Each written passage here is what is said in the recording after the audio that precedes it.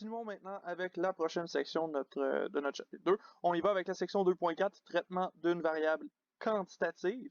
On s'éloigne un peu de ce qu'on faisait dans la section 2.3 où on parlait des variables qualitatives. Là, maintenant, on va y aller avec quantitatif. Donc, on va aller chercher des choses qui sont plus des chiffres qui quantifient des quantités. Hein, donc, qui vont aller nous donner des chiffres comme valeur de modalité. Cette fois-ci, on va les grouper par valeur. Donc, on y va pas tout de suite avec les classes. On verra un petit peu plus tard qu'est-ce qui se passe avec les classes. Pour l'instant, on y va vraiment avec les valeurs. On va commencer avec le tableau de fréquence. On voit qu'il y a une toute petite différence qui est finalement très similaire à ce qu'on avait dans la section 2.3. Cette fois-ci, dans notre tableau de fréquence, lorsqu'on parle de notre variable, donc par exemple ici, l'âge, on se met en contexte, là, on parle de l'âge d'un film dans ce cas-ci, donc nombre et pourcentage des 30 films les plus lucratifs de tous les temps selon leur âge. Ben ça ici, cet âge-là, plutôt que d'avoir des valeurs qui sont des mots qui sont des valeurs qui sont décrites en lettres, ben on y va avec des chiffres. Donc on pourrait avoir 1 an, 2 ans, 3 ans, 4 ans, etc. jusqu'à 23 ans dans ce tableau-ci qu'on a devant les yeux. Ben, à ce moment-ci, le reste du tableau reste la même chose. C'est exactement identique. La seule différence, c'est que les modalités qu'on a, ben, ce sont des valeurs, ce sont des chiffres exacts ou des chiffres à virgule qui sont uniques là, dans ce cas-ci. On ne va pas chercher des mots qui décrivent quelque chose, on va vraiment chercher une quantité.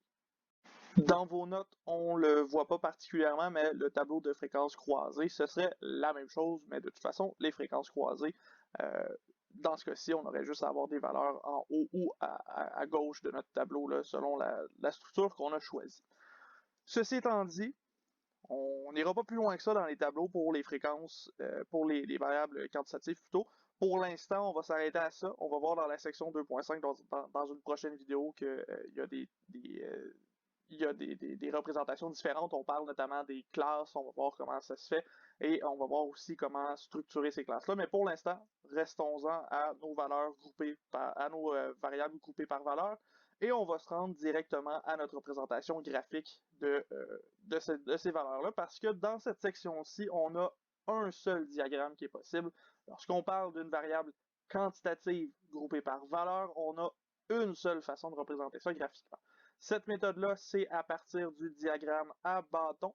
Vous allez voir que ce diagramme-là, il ressemble en presque tout point au diagramme à bande. La seule différence, c'est qu'on parle ici de chiffres. Donc, la position où on va indiquer nos bâtons, où on va indiquer nos barres, va dépendre vraiment d'un chiffre plutôt que d'une valeur qui est alphanumérique. Donc, on parle d'une description, une couleur, une capitale, un nom de film, un nom de studio, des choses comme ça. Donc, ici, description de ce que c'est un diagramme à bâton. Ben, c'est presque la même chose que le diagramme à bande. On va former un diagramme à partir de bâtons et ces bâtons-là vont correspondre à une certaine fréquence. La hauteur de ces bâtons-là, plutôt, va correspondre à une certaine fréquence qui est associée à chacune de nos modalités. Mais cette fois-ci, nos modalités, ce sont des chiffres. Donc, dans l'exemple 2.11, on en a un, justement, un diagramme à bâton. On se retrouve encore avec la situation qu'on avait dans le tableau plus haut. On a les valeurs en âge ici, 1, 2, 3, etc. jusqu'à 23. Et on va voir une quantité, une fréquence qui est associée, un nombre de films qui correspondent à ces âges-là. Donc on voit notamment que des films qui ont 1 an, on en a 5. Des films qui ont 2 ans, on en a 5. 3 ans, 3. 4 ans, 1, etc., etc. comme ça. Donc vous êtes capable de vous retrouver à travers tout ça. On remarque que ce diagramme-là, là, en réalité, ça ressemble vraiment énormément au diagramme à bande. La seule différence, c'est que nos bandes sont très minces. Et ça, c'est voulu. Parce que quand on parle des variables quantitatives groupées par valeur, les barres ici qu'on utilise symbolisent le fait que c'est une valeur ponctuelle.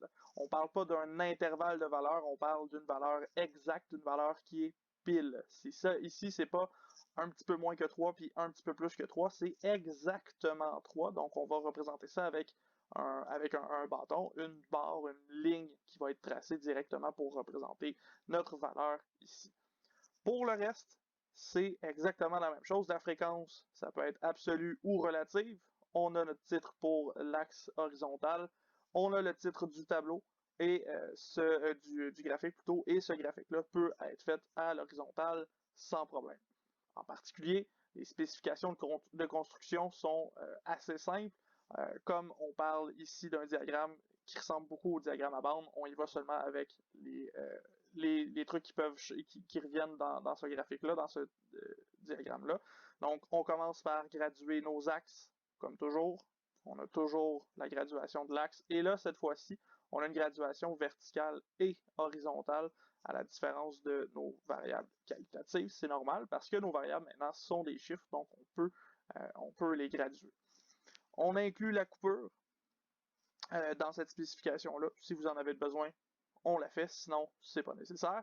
Et finalement, la règle la plus importante pour ce diagramme-là, pour vraiment le distinguer, c'est qu'on doit tracer des segments, donc pas des bandes. On veut vraiment un seul trait de crayon. On veut que ce soit une ligne toute fine, comme je vous disais, pour représenter le fait que c'est une valeur ponctuelle.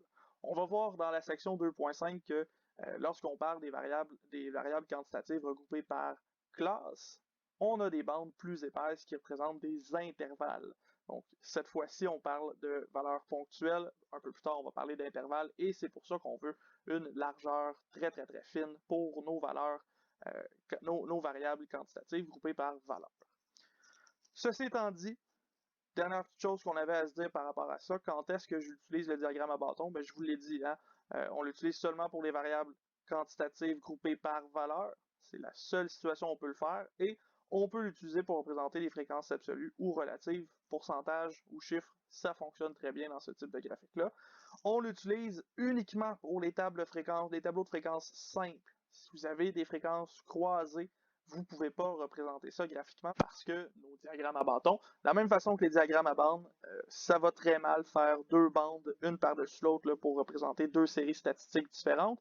Et si on les mettait côte à côte, comme avec les diagrammes à bandes chevauchés, ben là, on aurait le problème qu'on n'aurait plus une bande pour une seule valeur ponctuelle, on aurait deux bandes pour la même valeur, et on perd l'efficacité de la représentation qu'on avait ici. Donc, on représente seulement des fréquences simples pour ce type de graphique-là. Avec ces informations-là, ben, on a déjà fait le tour de ce qu'on avait à se dire pour la section 2.4.